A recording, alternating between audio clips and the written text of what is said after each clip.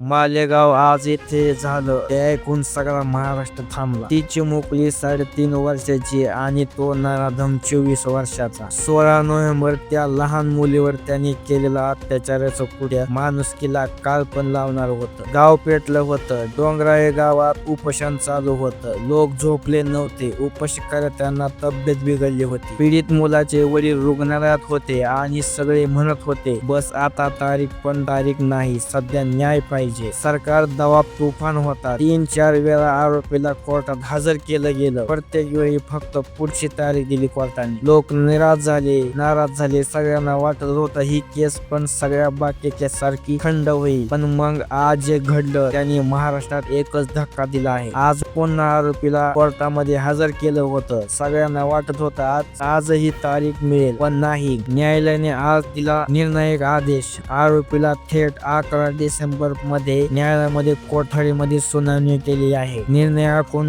नराधम थर कापला आणि तो चेहरा झाकून रडू लागला, कारण त्याला कळलं आता सुटका नाही. त्याहून मोठी बातमी म्हणजे सरकारने या प्रकरणात विशेष सरकारी वकील म्हणून उज्ज्वल निकम साहेबांनी नियुक्ती केली आहे. होय, तेच निकम साहेब ज्यांनी कसाब्यासारख्या दहशतवादींना शिक्षा दिली आहे आणि ज्यांच्या नावाने गुन्हेगाराच्या अंगावर काटा येतो. हा निर्णय ऐकताच मालेगाव मध्ये सुरू असलेले उपोषण संपलं. पालकमंत्री दादा भुसे स्वतः गेले. उपोषणकर्त्यांना ज्यूस पाजून आंदोलन थांबवलं. गावात आता शांतता आहे, पण डोळ्यात अश्रू, कारण लोक म्हणतायत हो आता न्याय मिळणारच. आज महाराष्ट्र एका आवाजात बोलतोय ही शिक्षा अशी हवी की कुणी असं धाडस करणार नाही. त्या 3.5 वर्षाच्या चिमुकल्याच्या आत्महत्येला आज थोडासा दिलासा मिळाला असेल, कारण आज न्यायाधीशाने पहिले खरं पाऊल टाकलं गेलं आहे. या निर्णयामुळे तुमचं मत काय आहे कमेंट मध्ये नक्की सांगा आणि असंच हृदयाला भिडणारे बातम्यासाठी चॅनलला सबस्क्राईब जरूर करा.